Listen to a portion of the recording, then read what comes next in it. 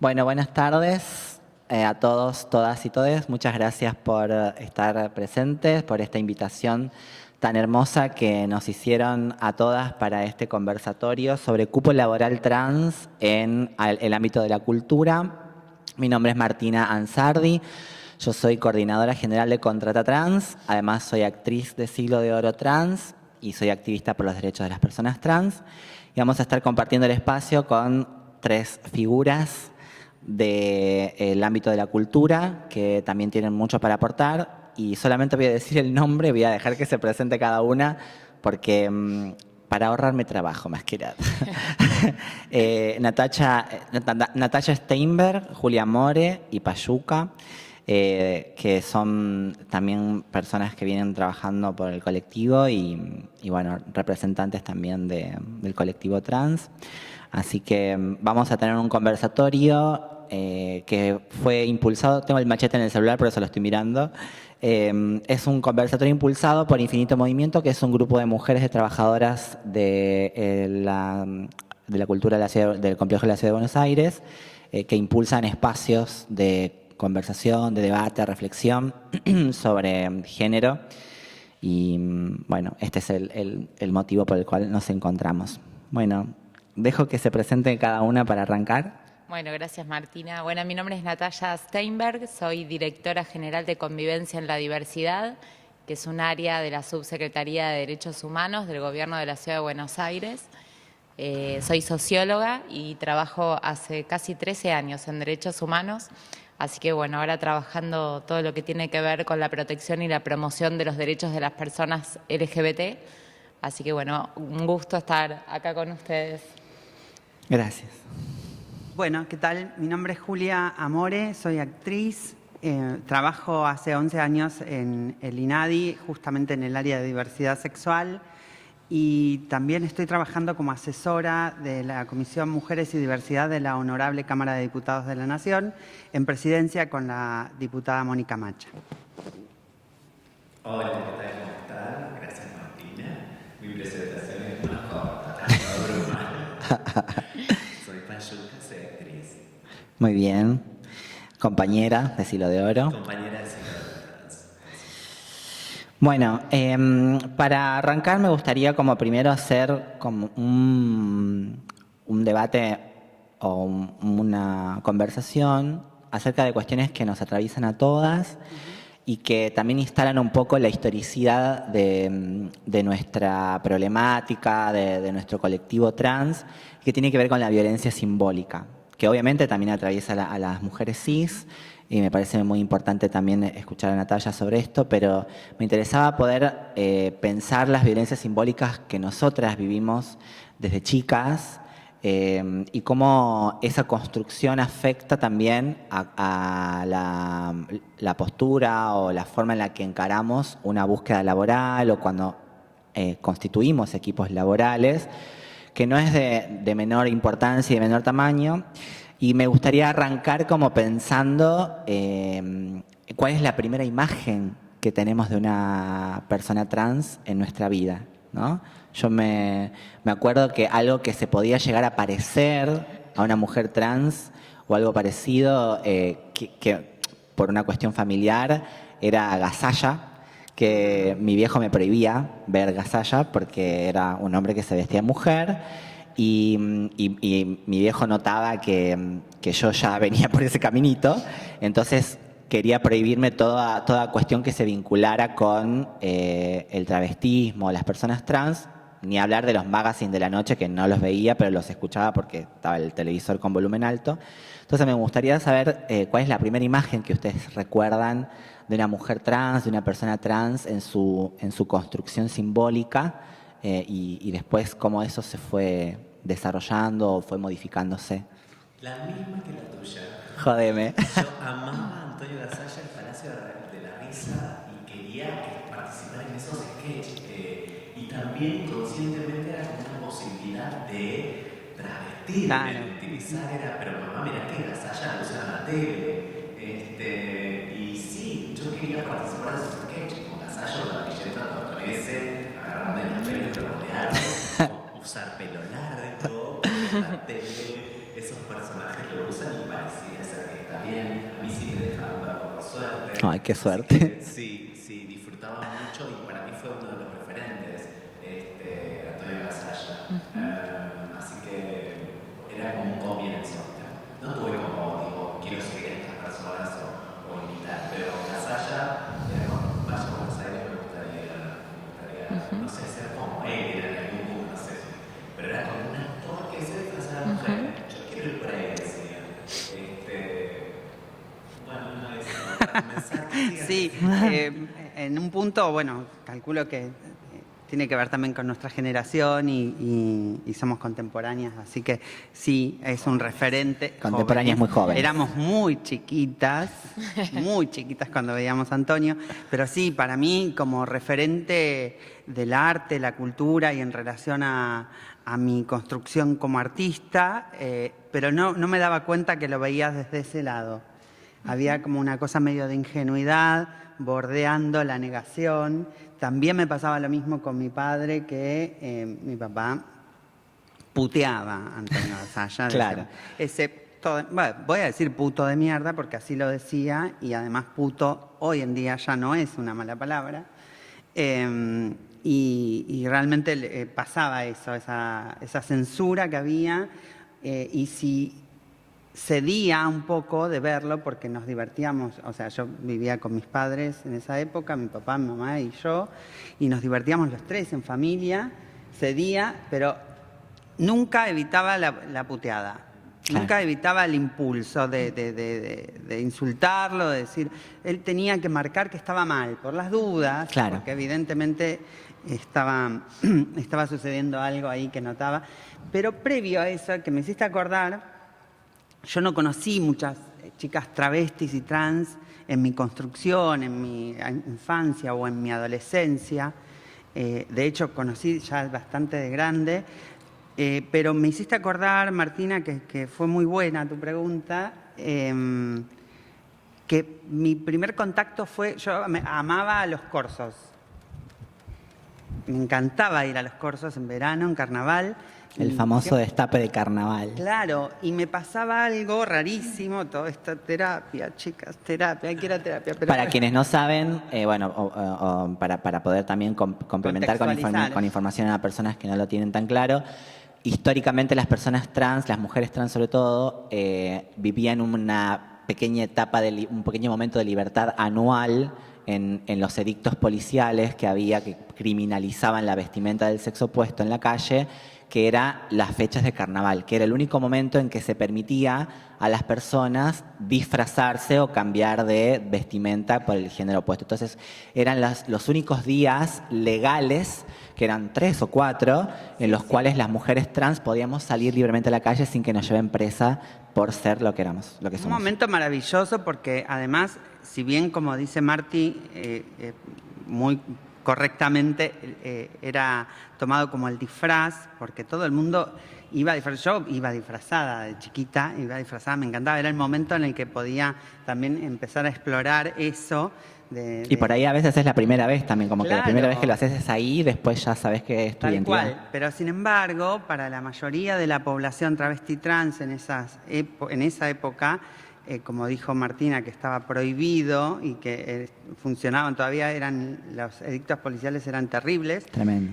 No se disfrazaban, eran travestis, ellas vivían así, solo que Claro. vivían en la nocturnidad, al costado de una ruta, en prostíbulos, en privados y demás. Y ese era el momento en el que sociabilizaban y se podían mostrar y podían lucir sus corporalidades sin esconderse, con absoluta libertad. Y ahí es donde yo tuve mi primera imagen y que no entendía nada y obviamente no sabía que era una travesti y me daba miedo. Claro. Terapia. Lo desconozco. Me daba miedo. Me daba miedo. Pero era también la construcción simbólica de esa construcción imagen. simbólica, tal cual, por eso lo traigo.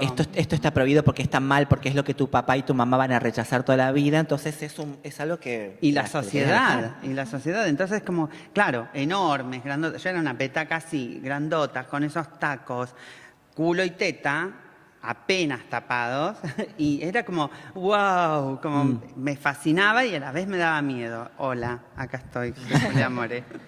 Bueno, no me parece menor esto que vos decías, ¿no? Que son cosas que de repente conversando con personas trans aparecen.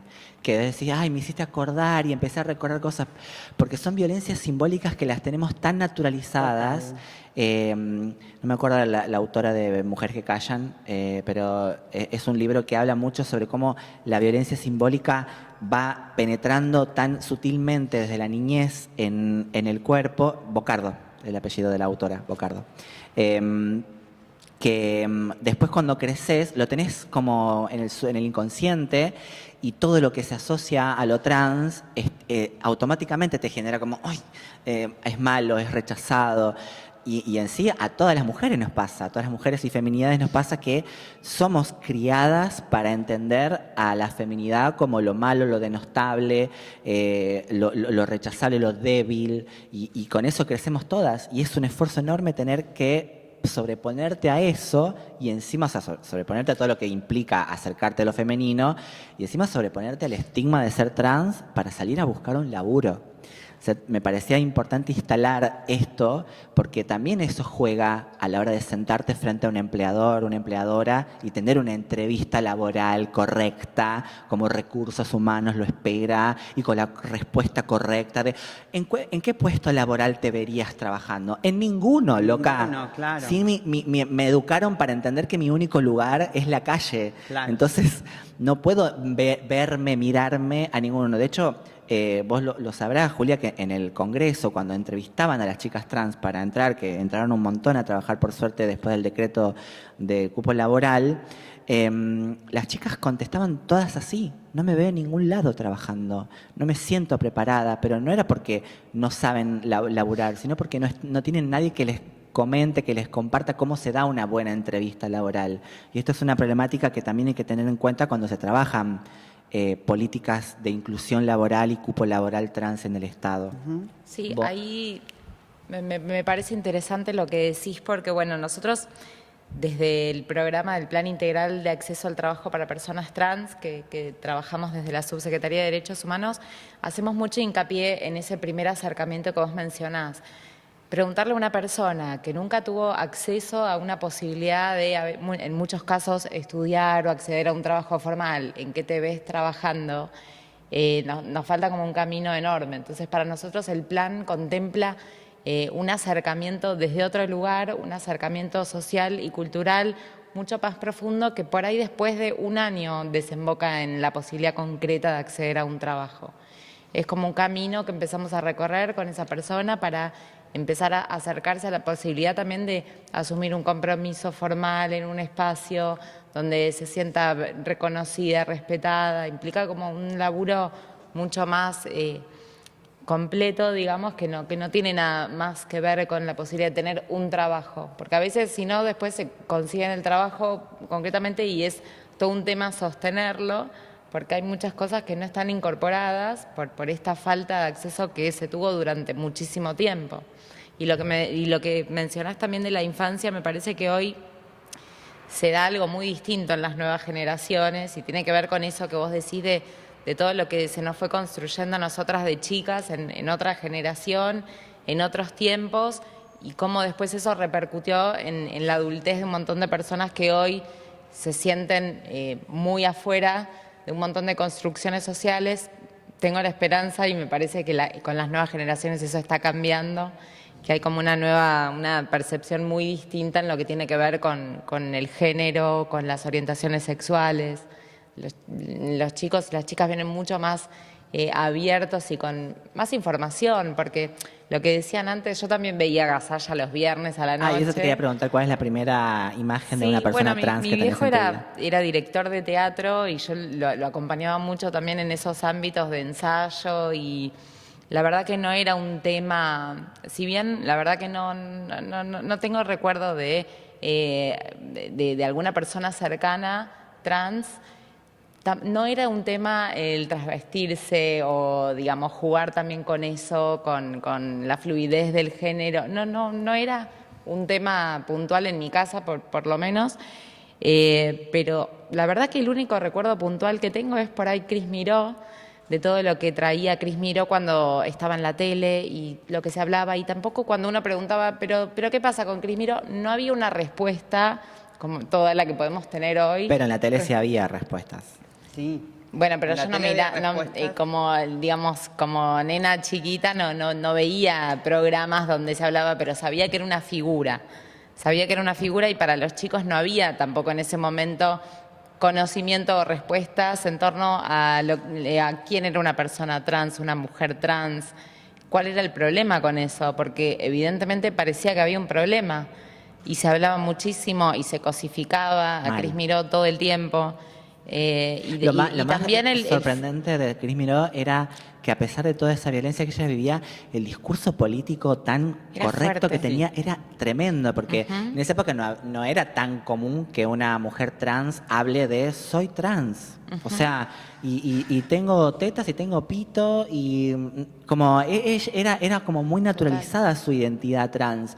Y para la época era muy fuerte. Muy fuerte, y justamente esto que está buenísimo a donde llegamos, porque sí, Cris Miró fue también una referente en nuestra época y en nuestras construcciones y a través de los medios, ¿no?, de comunicación, pero sí, justamente, como mencionaban ustedes, una referente que era estigmatizada todo el tiempo, que era violentada todo el tiempo en su propia construcción, que sí se ponía en valor esto que dice Martina en relación a su solidez, ¿no?, y a su seguridad y a su plantarse como construcción travesti muy firmemente, a pesar de que la querían doblegar todo el tiempo. Digo, en las entrevistas se le preguntaba el nombre de, ¿cuál es tu nombre de hombre? Sin nombrar a quien hacía la pregunta, ¿no? Pero ¿Y qué te piden todo los el tipos? tiempo, claro, Como todo el tiempo. yendo al morbo todo el tiempo. Pero vos sos hombre, le decían en las entrevistas. Es como violencia por donde lo mires, todo el tiempo, ¿no? Sí, y a algo que me gustaría también como pensar en esto que compartimos nosotras tres, que es muy importante, que es el acompañamiento de la familia. Cuando una decide sociabilizar la identidad y cuando una decide ser una mujer trans en todos los ámbitos, nosotras compartimos, creo, y corríjame si me equivoco, que la familia nos acompaña. Sí, bueno, Payu, sí. Y me gustaría que contemos un poco eso, ¿no? ¿Qué onda con la familia? ¿Qué lugar ocupa para cada una? Vos, Payu, que tenés un vínculo muy lindo. Yo con mis viejos, por suerte, tengo un vínculo hermoso, siempre me apoyaron, me acompañaron en todo. Quizás hay temas que no se hablaron cara a cara. Saran. Esto sale por la televisión. Sí, pero porque yo llegó en un punto donde sentí que no me quería etiquetar, ni poner un título, ni nada. Entonces como que me quité un peso. Cabe aclarar que Payuca es de Pergamino. Yo soy de la ciudad No de es Pergamino, capital. soy de kilómetros de Buenos Aires. Y como, porque en realidad sentía que eran los demás los que querían ponerme un título y etiquetarme y decir, ¿y ahora qué sos? ¿Y ahora qué vas a hacer? ¿Y ahora sos gay? ¿Y ahora sos trans? ¿Y ahora sos planta? No sé, no es algo que quiero ser. Quizás sí, hace muchos años, pero no hoy. ¿Quieren quedarse ustedes tranquilos, tranquilas? Si yo les digo soy esto. Claro. Yo no, yo estoy tranquila. Entonces dije, claro, son los demás los que quieren ubicarme en tal lugar para encasillarme, encuadrarme y decir, listo, vos esto, quédate acá. No, yo soy esto, soy lo que quiero ser, ahora. Y con mi hijo tengo un vínculo hermoso y aman lo que hago y siempre ven todo lo que yo hago, que para mí mi carrera es importantísima y siempre me apoyaron por suerte. Vos sos egresada de la EMAD. Yo soy egresada de la Escuela de Arte Dramático, tengo un título de actriz. Ay, ay. Carísima. Carísima. Somos todas de la EMAD. Somos todas de la EMAD. Somos todas de la EMAD. Qué formación. Qué linda la EMAD. Le mandamos un besito. Un beso a quienes están A Lía, besito a Lía. Así que sí, porque sí, tuve un gran apoyo y lo sigo teniendo. Sí, es fundamental la contención, el acompañamiento y esto que decían ustedes. Mi familia me acompañó como pudo, hasta donde pudo. Se murieron hace muchos años, soy huérfana. No, pero realmente el tiempo que pudieron me acompañaron y con todas sus limitaciones. También otra generación, mis viejos eran muy grandes y les costó deconstruirse en un montón de cosas, y yo siempre tuve como un espíritu rebelde de encarar esto que me pasaba desde el humor, desde la rebeldía, desde esa libertad casi jugada, y entonces, bueno, les fue tal vez un poco más liviano en ese sentido por eso. Pero no contaban con herramientas, ninguna. No es la realidad que vivimos hoy. Uh-huh. Hoy Payu puede contar esto y hablar de las etiquetas o de las no etiquetas desde un lugar maravilloso en el que antes era necesario etiquetarse. Claro. Era necesario formar parte de un colectivo, decir, yo soy esto, y visibilizar. Todavía sigue siendo necesario, pero ya no tanto. Ya hay más posibilidades de romper esas estructuras, de decir libremente, como cuenta Payu su recorrido, yo no necesito ser y tampoco necesito cumplir con las etiquetas que me impongan los demás. Bueno, hoy por hoy tenemos muchísimas herramientas para poder vivir esa libertad. Pero esa libertad se puede vivir hoy gracias a que otros se tuvieron que etiquetar y tuvieron que enarbolar una bandera donde figuraban esas supuestas etiquetas, que no son etiquetas, ¿no? Lo decimos así, con amor y con esa liviandad para compartirlo y para que sea fluida la conversación, pero en realidad entendemos todas que no son etiquetas, sino que tienen que ver con el recorrido, la construcción, la militancia, el activismo y las corporalidades. También encontrar un grupo de apoyo para sentirte acompañada y poder luchar. Sí, tal cual. Y visibilizar, ¿no? Porque todo aquello que no se dice o no se nombra no existe en teoría. Entonces es importante visibilizar desde ese lugar, ¿no? Es política también la decisión de decir, bueno, soy travesti, soy trans, soy mujer también. Soy mujer, soy varón trans, soy hombre trans. Hay algo que se le critica mucho a Flor de la B, y yo entiendo que, bueno, hay mucha militancia por detrás para que todas podamos vivir tranquilas, ¿sí? Pero también en su momento Flor luchó por ocupar un lugar que era re difícil ocupar, que era el de la mujer hegemónica, porque Flor entró a ese espacio, se casó con un tipo, un varón cis, heterosexual, construyó una familia, bautizó a sus hijos, o sea, son espacios que históricamente estaban destinados solamente a mujeres cis, y ella entró y lo sostuvo. Obviamente ahora tiene la libertad de poder relajarse, decir, bueno, soy trans y puedo... Ahora se deconstruye desde otro lugar. Pero es verdad lo que decís, y fue muy crítica. Bueno, está bien la crítica también. Y entre nosotras mismas, suele pasar mucho eso también. Pero me parece que viene bien porque hace también a nuestra propia deconstrucción, ¿no? Exacto. Porque la verdad es que si en su momento fue rarísimo, porque decías, pero Flor de la B va a bautizar a los hijos. Sí. Y fue rarísimo y puede seguir sonando raro, pero la verdad es que desde el lugar que lo decís y lo compartís, ahí hay un montón de símbolos de los cuales ella se apropió. Sí. Se apropió, ¿saben qué? Siendo travesti. Una locura. Sí. Y es maravilloso, es disruptivo. Y es romper con esa violencia simbólica que claro, que estamos y es acostumbrados. romper con esas estructuras, esos mandatos y esos lugares a los cuales las personas trans, travestis, transexuales no podíamos llegar nunca, ¿no? El matrimonio, todo son instituciones y símbolos importantísimos que hacen a los mandatos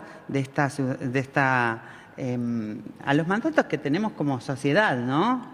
Sí, por eso me parecía importante hablar del acompañamiento familiar, porque no somos el ejemplo, ninguna de nosotras, no somos el ejemplo del colectivo trans, somos justamente la excepción. Somos quienes pudieron ser acompañadas por la familia, quienes pudieron completar una carrera, quienes están insertas en el circuito formal de trabajo. Entonces, nosotras somos la excepción. Entonces, es importante hablar desde esa excepción y decir, bueno, no es lo que le pasa a todas las compañeras y compañeros trans, y por eso existe la ley de cupo laboral trans, y por eso luchamos tanto por esta ley, para que todas esas personas que son casi el total de las personas trans, puedan tener lo que nosotras hoy tenemos, porque tuvimos esas excepciones de acompañamiento familiar, de oportunidades laborales, que nos las buscamos y que también la tuvimos que pelear, porque también quería traer un tema súper importante para todo lo que son los espacios laborales y que tienen que ver con la revalidación constante de nuestras habilidades o la sobrevalidación que tenemos que generar nosotras como parte de circuitos formales de trabajo para que las demás sepan que somos capaces, ¿no? Yo siento que las identidades trans, de la misma manera en que las mujeres cis tienen que revalidar constantemente, nosotras 10 veces más, porque por ser trans seguramente piensan que no estamos preparadas, que nacimos ayer. Bueno, hace poco una persona de la cultura nos dijo, qué bueno todo el crecimiento como actrices que tuvieron dentro de Siglo de Oro. Y la verdad es que nosotras ya éramos actrices antes de Siglo de Oro trans, pero pareciera como que es la primera vez que actuamos y es la primera vez que nos ven, y la verdad que nosotras nos formamos hace muchos años como actrices. Entonces me gustaría conversar sobre eso, ¿no? Sobre si ustedes comparten esto de que tienen que revalidar o los espacios también, ni siquiera laborales, los espacios donde una intenta también revalidar su feminidad, su lugar de mujer o de feminidad en la sociedad y todo el esfuerzo que una hace para lograrlo, ¿no? Para lograr que la otra te reconozca por lo que sos y no tenga ese sesgo porque sos trans. Bueno, capaz que es la primera vez que trabaja en esto, capaz que no tiene herramientas y la vamos a ayudar. Sí, tal cual. Sí, por ahí yo no quiero hablar tanto. Si voy yo sí. Cortito, son me toman 2 minutos y pasa la palabra. A mí me dijeron también hace poco, no sabía que era tan buena actriz. Bueno, la verdad es que me alegra, me da mucho placer. Pero digo, tuve que llegar hasta acá para que me digan esto. Yo, no quiere decir la cantidad de años que sea buena o mala actriz o buena o mala actor. Pero yo estuve teatro desde los 13 años, allá en mi pueblo, en mi ciudad. Pero es como, wow, así ahora.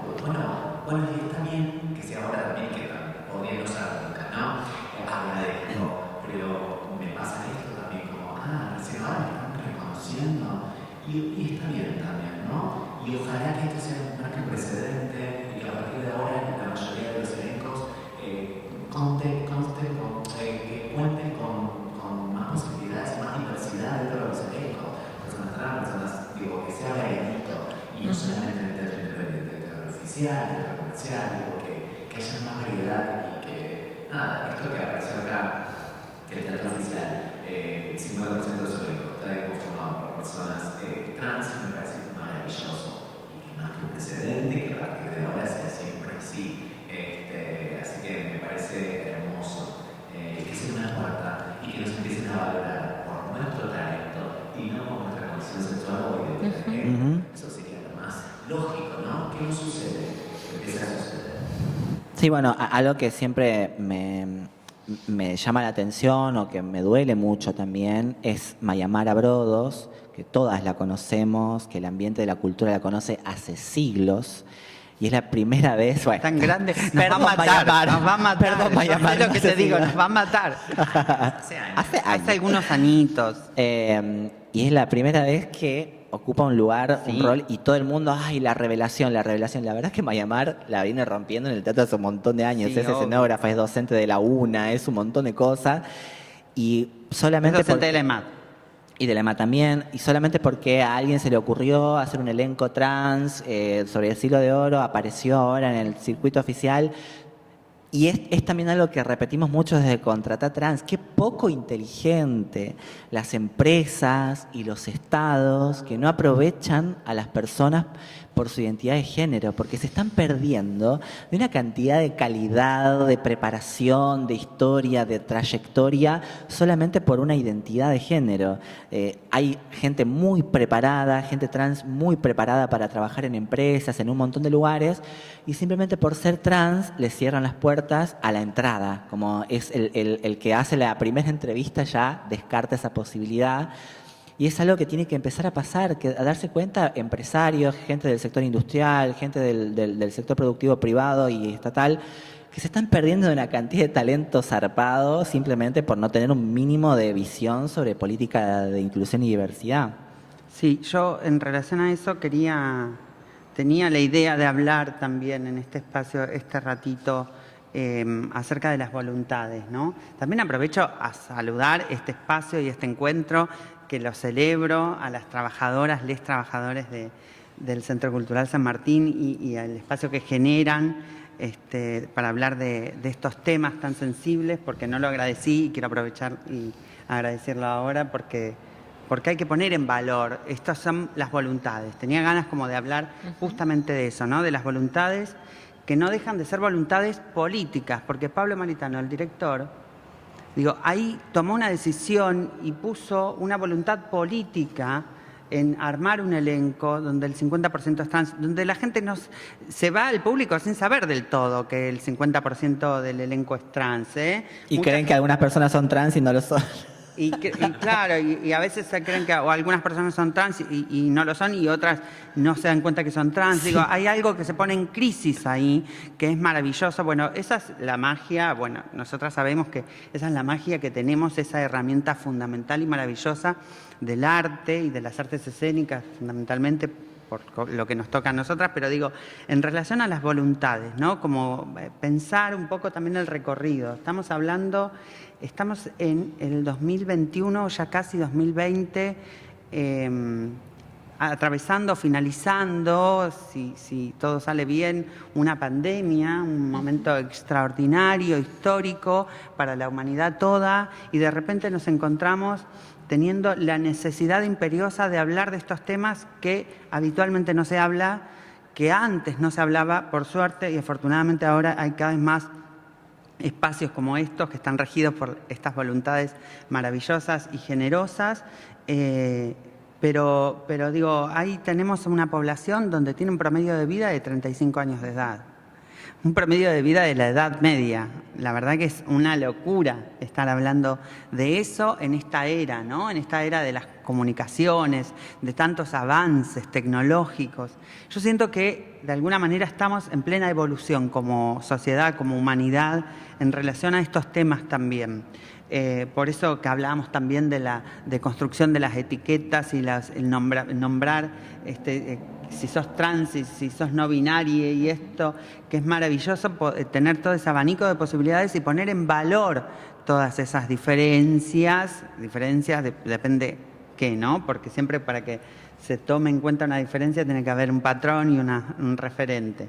Pero volviendo a las voluntades, que celebro la voluntad del director y celebro verlas a ustedes, que fue maravilloso, quiero decirlas, que me llena de orgullo, de amor, de alegría, a Maya. Bueno, es un momento realmente histórico que estamos viviendo, y en esta instancia y en este proceso de evolución todavía dependemos de esas voluntades.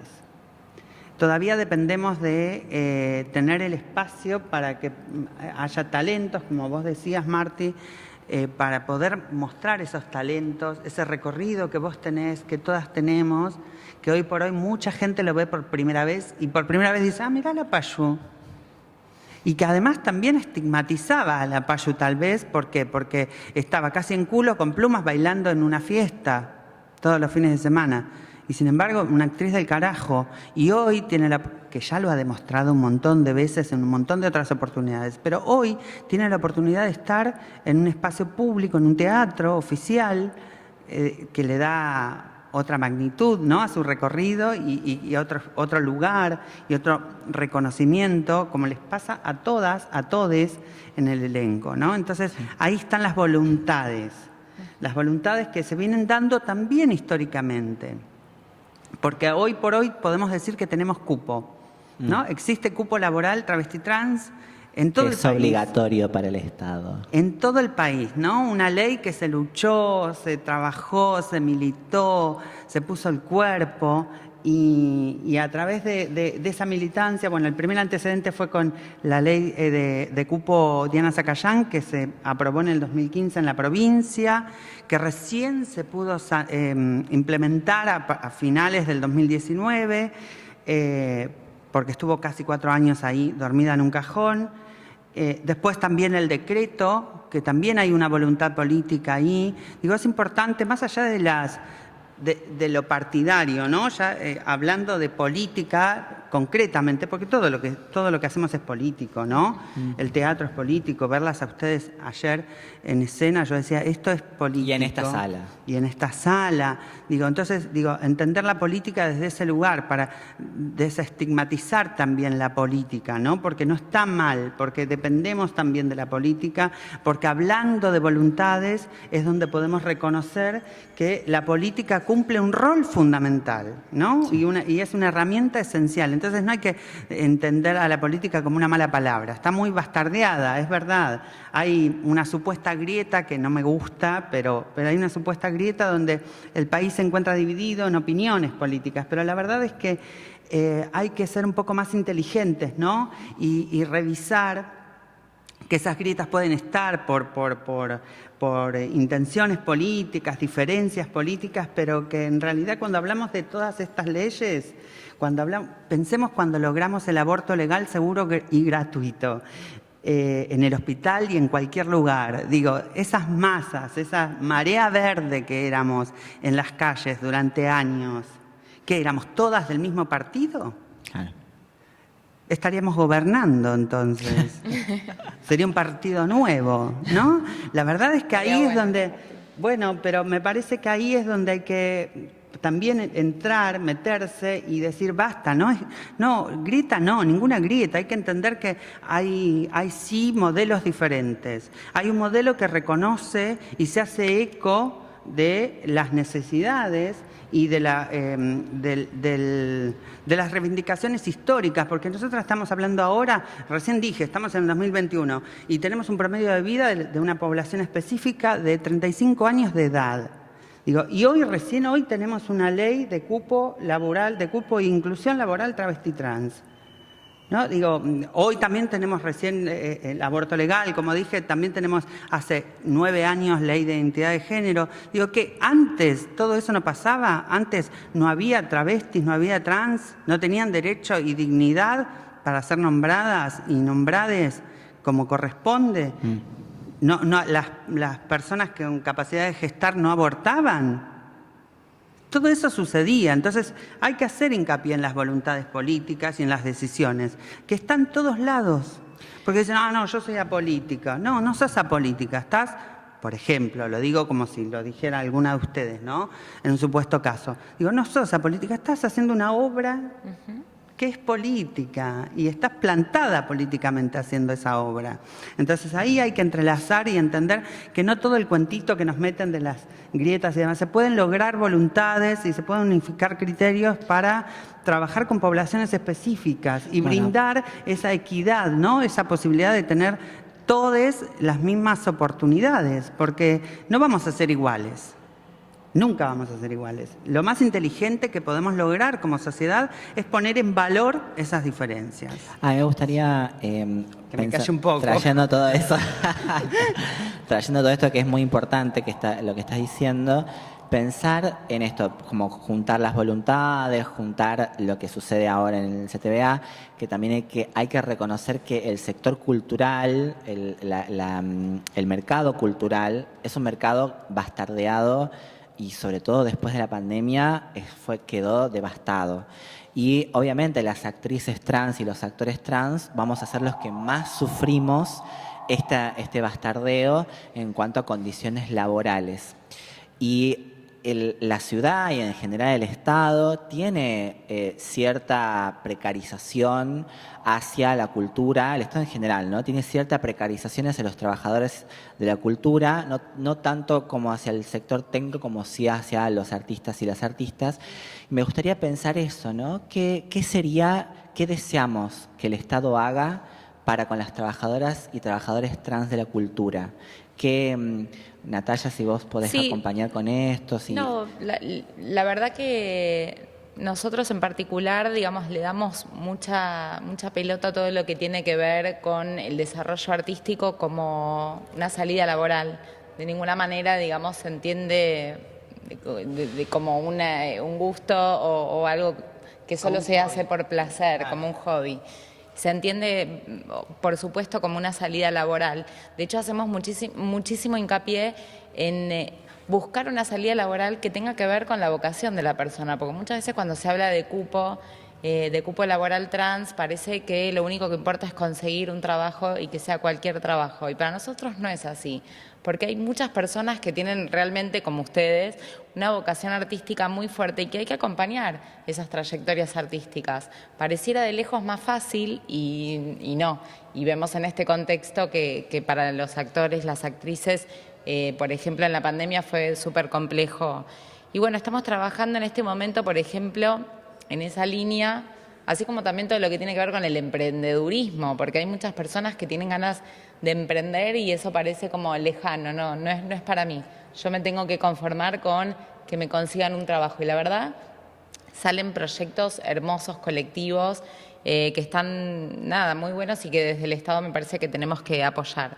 Ahora con el Cultural San Martín, con el Centro Cultural San Martín, abrimos hace un mes o dos casi, un espacio que es como una residencia artística para que cooperativas y agrupaciones del colectivo trans pueda desarrollar, digamos, sus expresiones artísticas. Ahora en este momento la está ocupando a agrupación 7 Colores Diversidad, que están ensayando con Dani Ruiz, sí. Pero bueno, la idea es también establecer ahí un espacio fijo para el desarrollo artístico del colectivo trans, y realmente que tengan un espacio de desarrollo igual a todas las personas. Para nosotros eso es fundamental. Me parece que nuestra cultura sí está generando ese cambio y ese lugar. A mí la sensación que me dio cuando fui a ver la semana pasada Siglo de Oro Trans es qué buenas actuaciones. Me fui como con un placer de decir, estamos... Eso, porque tiene un mensaje político, pero para mí el mensaje político más clave es que vos puedas apreciar la obra no solo desde el conocimiento de que el 50% del elenco eran personas trans, para nada, la actuación es excelente y te vas con un sabor también de inclusión y de otro tiempo, que se viene otro tiempo. A mí por lo menos me generó...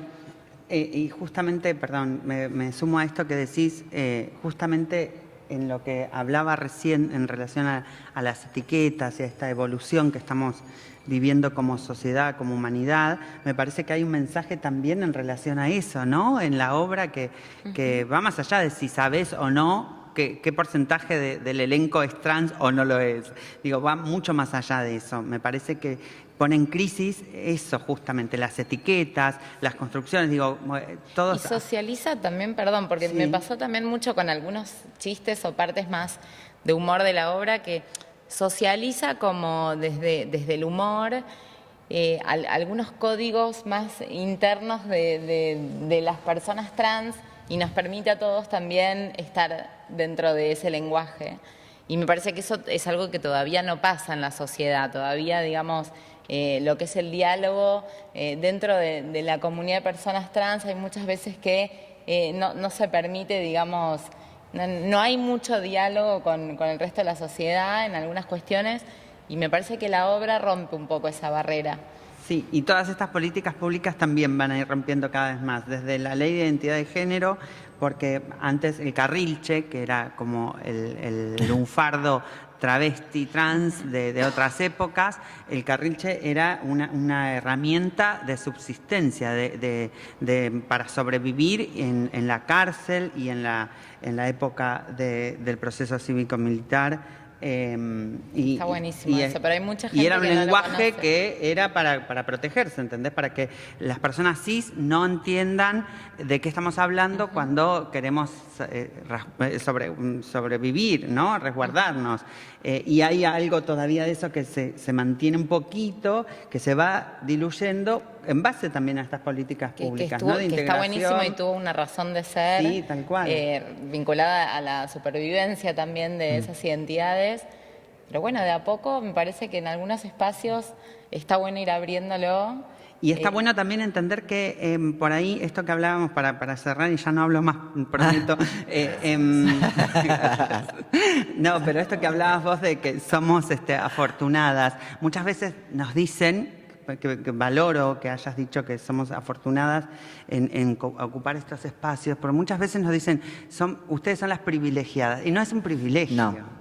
No es un privilegio. Yo dejé de usar esa palabra hace muchos años. Claro, está bueno antes entender. yo decía, soy una privilegiada, soy una privilegiada. Sí, no tengo somos ningún privilegio. privilegiadas. Tengo el mismo derecho que todos. Claro. Como dentro del colectivo trans soy la única o las únicas que tenemos trabajo formal, pareciera un privilegio, pero no, me igualaron. Tal cual. Me igualaron, eso es lo que Tal pasó. cual, es eso. Está bueno también remarcar eso y entender. Bueno, las palabras tienen peso Sí. y hay que prestar atención a lo que decimos y cómo decimos, ¿no? Esto del lenguaje igualitario, esto de la E, que no todo el mundo está de acuerdo, pero como es políticamente correcto, lo utilizamos y lo utiliza mucha gente, aunque no le importe un joraca, y ves que piensan, dice todas, todos, todes, como que se estuvieran contando, ¿no? En su cabeza. Claro. Y eso es maravilloso. Ya con eso ganamos un montón, es maravilloso. Sí. ¿Por qué? Porque logramos que como sociedad pensemos antes de hablar. ¿No? Está bueno. Y eso ya es una práctica donde ganamos un montón. Ya pensar antes de hablar es en un las montón. otredades encima, ¿no? Pensar en las otras construcciones. Bueno, no digo nada más. Bueno, vamos a ir cerrando porque ya estamos en tiempo. Me gustaría preguntarte, Payuca, ¿qué soñás para estos espacios o qué soñás para el colectivo trans? ¿Cuál sería tu sueño el día de mañana ver en cuanto a cupo laboral, ¿no? ¿Qué soñás que el Estado haga por las compañeras y compañeros trans en la cultura? A mí me encantaría que haya convocatorias públicas, que es lo que siempre, bueno, yo de hecho terminé la carrera, egresé en la Escuela de Arte Dramático y dije, listo, ahora entro al Santa. Apagón. Cri, cri. Apagón 20 años. Hay que decir mi edad. No, La gente sacando cuenta. Tiqui, tiqui, tiqui, tiqui. Ah, mirá vos. Editamos Pero esa parte. está bueno porque rematan siempre diciendo, parece menos, ¿eh? Claro, fue como listo, adentro del San Martín, porque era mi deseo, mi sueño trabajar acá. Eso no sucedió, pero lo mismo con la tele, que también me gusta, la ficción, la parte audiovisual. No hay, es muy difícil los castings, las convocatorias públicas, por lo general es por contacto, conocido, no sé qué. Y lo ideal sería que haya castings abiertos, públicos, de público conocimiento, para todas, para todos. Es lo que más difícil, es lo que más cuesta. Y ese sería como mi sueño, que todas tengan la posibilidad de poder acceder a un casting para decir, hice un casting para estar en tal elenco. Wow, me enteré al menos. Eso a veces no pasa, directamente te enteras cómo está sucediendo. Y esto cuando se abrió la posibilidad. Ese sería mi sueño. Hermoso sueño, me encanta. Juli. ¿Con qué sueño yo? ¿En lo personal o en lo colectivo? En lo personal es político. En lo político, en lo Sí. político. ¿Qué soñás que el Estado haga en la cultura acá en la Ciudad de Buenos Aires? La verdad que no sueño cosas en relación al Estado, sueño como sociedad, como humanidad. Me parece que el Estado lo hacemos entre todes, todas, todos, y eso es importante tenerlo claro. Y una de las cosas con las que sueño es obviamente parece utópico, y parece que estuviera postulándome para mí no sé qué, pero sueño con un mundo más justo realmente. Y están banalizadas las palabras, pero no es una pavada. Un mundo más justo, más igualitario, donde se termine de armar esta pequeña revolución que estamos haciendo, donde no haya más etiquetas, donde no haya que estar nombrándose y nombrando y etiquetando, ni rotulando en relación a la orientación sexual, ni tampoco a la construcción de género, ¿no? Vamos camino a eso, a romper ese binarismo y esas construcciones y ese mandato patriarcal y machista que nos viene aplastando hace tanto tiempo. Entonces me parece que sueño con ese amor, que también parece una palabra tan mal utilizada, con ese amor que nos empatice y que nos haga evolucionar como sociedad. Gracias, hermoso. ¿Natalia? Muy lindo. Bueno, no sé si es un sueño, pero es una misión casi, esto, que tengamos todas las mismas posibilidades realmente y que me parece que uno logra empatizar con las causas que conoce y la cultura y el acceso a la cultura y que ustedes puedan mostrar también todo el trabajo que vienen haciendo hace muchísimos años, es parte de esto, de dar a conocer y permitir empatizar y entonces cuando uno empatiza puede decir, che, yo quiero que todas las personas con las que yo convivo estén en la misma situación. Me parece que va a ser saludable para todos, para todas, para todes. No, es una cuestión de salud social. Nos va a hacer mejores. Y espero eso para mis hijos también, que en unas generaciones esto ya no sea un tema. Falta, pero vamos a seguir trabajando en eso. Hermoso. Mati, ¿nos querés compartir tu sueño? Sí, compartir. No, Las hermanitas nos ponemos de acuerdo. no sueño yo. Mi sueño es ver directores y directoras trans en el CTBA. Quiero proyectos de personas trans que dirigen. Bueno, Julia es egresada de dirección del EMAD. Yo también estoy en tercer año de dirección y tengo muchas compañeras y compañeros, pero las personas trans siempre estamos muy lejos de esos lugares, ¿no? Como de lugares que se consideran importantes de decisión y que tienen personas a cargo y un guiño para las productoras del CTBA, a ver si algún proyecto de dirección trans puede ser acá en La Coronado.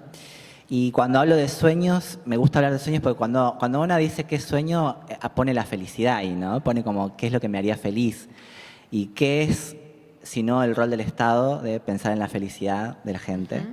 Así que me parece que es un... Me encanta que pongamos en valor esas palabras que parece que se utilizan tan livianamente, ¿no? Y de verdad lo decimos que con el peso que realmente tienen. Y es verdad que está bueno luchar por esa felicidad que nos merecemos todos. Así es. También quiero trabajar en San Martín. Vamos por eso. Sin presión. Bueno, muchas gracias a todas, todos, Gracias. todos. Un placer. Gracias. Un hermoso Gracias. momento. Y bueno, nos vemos en la próxima.